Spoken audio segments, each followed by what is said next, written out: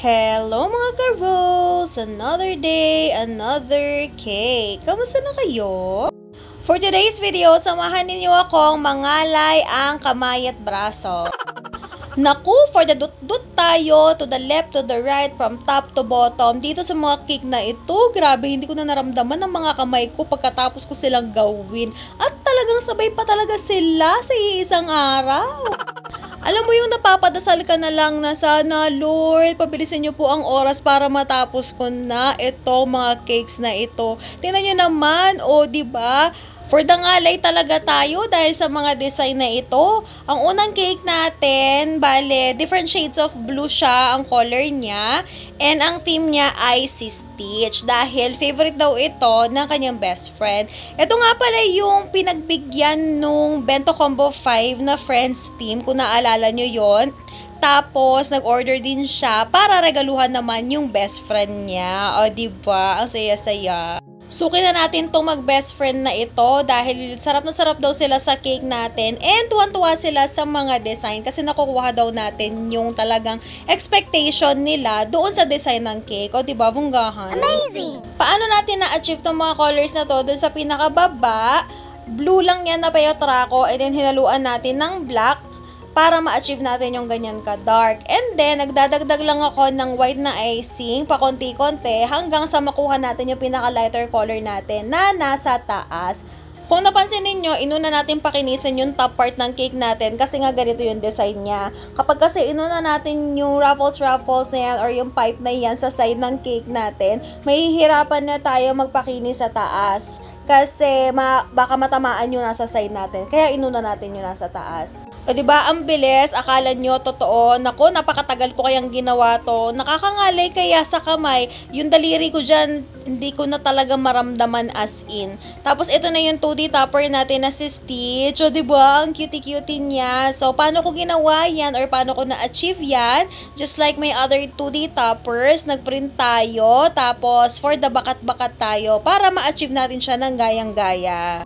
Yung lettering, huwag nyo na munang pansinin dahil work in progress pa tayo sa lettering. Sana in the future, mapaganda na natin siya. At ito na ang final result niya.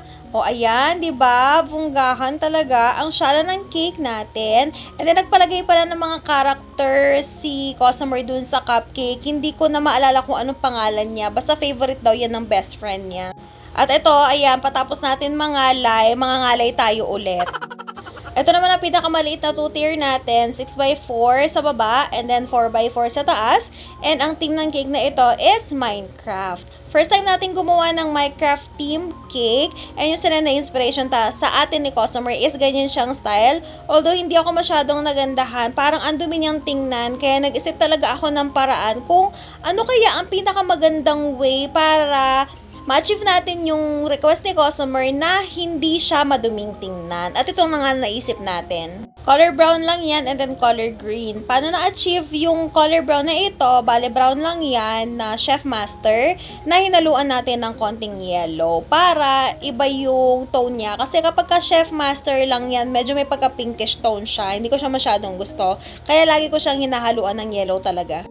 And kung napapansin nyo, may mga part na hindi ko nilagyan, may mga butas-butas, kasi yung mga part na yan, doon natin ilalagay naman yung color green. At ito na nga sila, finifill upan lang natin yung mga blank spaces nung color green natin.